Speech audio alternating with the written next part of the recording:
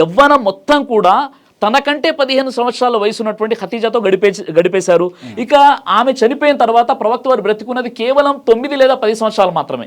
ఈ 10 సంవత్సరాల్లోనే మిగతా 10 మంది భార్యలను చేసుకున్నారు. అందులో కేవలం ఒక ఆయిషా వారు మాత్రమే ఆమె కన్య. మిగతా అందరూ కూడా వితంతువులు అనమాట. మిగతా ఎవరినైతే చేసుకున్నారో వాళ్ళందరూ కూడా వితంతువులు. అందులో కొంతమంది ప్రవక్త వారి కంటే ఎక్కువ వయసు ఉన్న వారినే చేసుకున్నారు. ఎందుకు ఇలా చేసుకున్నారు అంటే దీనికి సంబంధించి ఒక విషయం తెలియాలండి. ఆ విషయం ఏంటంటే అరబ్బు జాతి ఎలా ఉండేదంటే అరబ్బు జాతిలో వివిధ తెగలు ఉండేవి. ప్రతి తెగ కూడా తన యొక్క అస్తిత్వాన్ని కలిగి ఉండేది.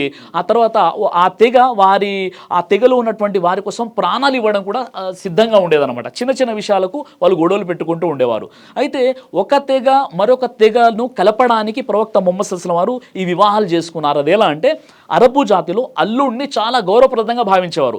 అల్లుడితో యుద్ధం చేయడం అంటే ఆ పూర్తి తెగతో యుద్ధం చేసిన దాంతో సమానం. కాబట్టి ఈ 11 మంది భార్యలు అంటే ఖతీజా గారి తర్వాత మిగతా 10 మంది భార్యలు ఎవరైతే ఉన్నారో వీళ్ళు వివిధ తెగలకు సంబంధించినటువంటి వారు.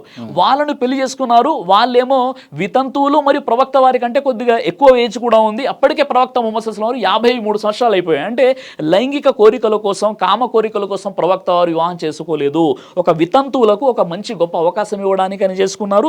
మరో విషయం ఏంటంటే ప్రవక్త ముహమ్మద్ సల్లల్లాహు అలైహి వసల్లం వారు చేసుకున్నటువంటి ప్రతి వివాహానికి వెనక దేవుని యొక్క మహోన్నతమైనటువంటి ఒక లక్ష్యం ఉంది. దీని కారణంగా ఆయన వివాహాలు చేసుకున్నారు.